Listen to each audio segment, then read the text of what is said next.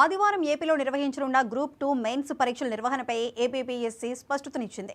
ఆదివారం group 2 mains పరీక్షలు యథాతథంగా జరుగుతాయని తెలిపింది. దీంతో గ్రూప్ 2 అభ్యర్థులు ఆందోళనకు దిగారు. ఈ సందర్భంగా కూటమిపై వైసీపీ అధికార ప్రతినిధి శేఖర్ రెడ్డి మండిపడ్డారు.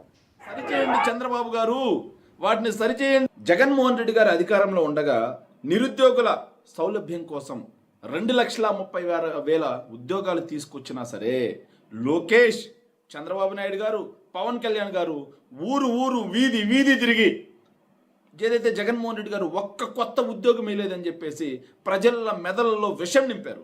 కానీ వాస్తవం ఏంటి?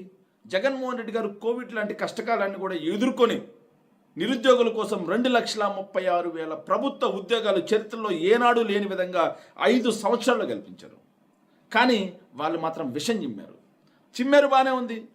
వీళ్ళేమో నిరుద్యోగుల కోసం మేము ఉద్యోగాలు ఇస్తాం, ఒకవేళ నిరుద్యోగులకు ఉద్యోగాలు లేకపోతే మేము నిరుద్యోగ భృతి కింద 3,000 రూపాయల నిరుద్యోగ భృతి కింద ఇస్తామని చెప్పి మాట్లాడారు.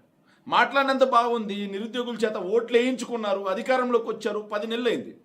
ఒక్క కొత్త ఉద్యోగం ఇవ్వలేదు. ఇచ్చారా? డిఎస్సి మొదటి సంతకం అన్నారు, మెగా డిఎస్సి ఈ రోజు వరకు నోటిఫికేషన్ ఇచ్చిన పాపన పోలేదు.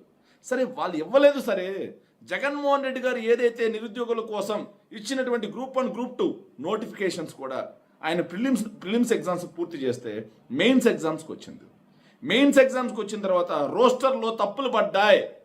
వాటిని సరిచేయండి చంద్రబాబు గారు, వాటిని సరిచేయండి లోకేష్ గారు, వాటిని సరిచేయండి పవన్ కళ్యాణ్ గారు, మహాప్రభు అని చెప్పి 4 రోజుల నుంచి గ్రూప్ 2 ఏదైతే అభ్యర్థులు ఎవరైతే ఉన్నారో వాళ్ళందరూ కూడా రోడ్డెక్కి ధర్నాలు చేసుకుంటూ వాళ్ళ ఆర్తనాదాలని చెప్తా ఉన్నా సరే జగన్మోహన్ రెడ్డి గారు ఇవి ఇప్పటివరకు అప్డేట్స్. Keep watching 99 TV.